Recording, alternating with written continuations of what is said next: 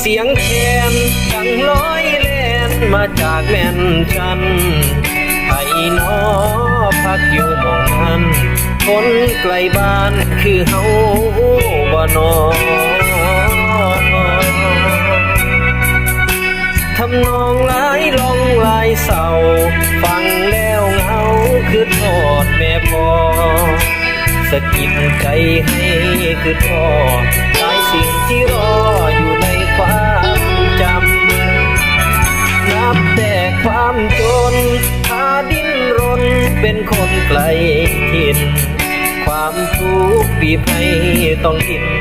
อยากงานบ่เศร้าแต่เศร้าหอดคำมาไกลหลายปีติดต่ออยู่กทมบ่ได้ฟังลำคืนนี้เหมือนแค้นไถ่ถามว่าลืมทางเมื่อบ้านเราไปแม่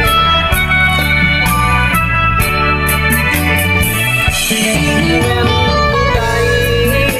เป็นคนเป่าแค้นกระสาง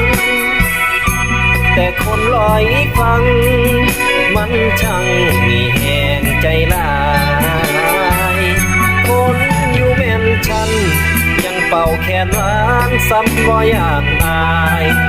ยืนยันว่าเจ้าของเป็นไผอ่อนซ่อนน้ำใจเจ้าของเสียงแค้นลายสุดสะแนนเสียงแค้นแล่นจากแม่นฉันหล่อเลี้ยงคนเหงาไกลบ้านสู้เพื่อฝันบนทางยากแสนให้แน่นเหนียวคือปั่นเขาคนบ้านเฮาฮักกันมันแก่นเป่าอีกเนเด้อหมอแคนช่วยเป็นตัวแทนกล่อมใจไกลบ้าน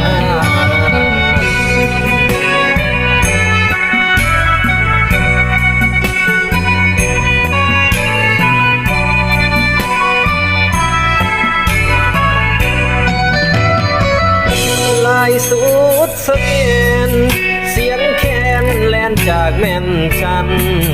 หล่อเลี้ยงคนเหงาไกลบ้านสู้เพื่อฝันบนทางยากแสน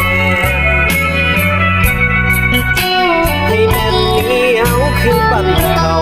คนบ้านเฮาฮักกันมันแก่นเป่าอีกเนเด้อหมอแคนช่วยเป็นตัวแทนกล่อมใจไกลบ้าน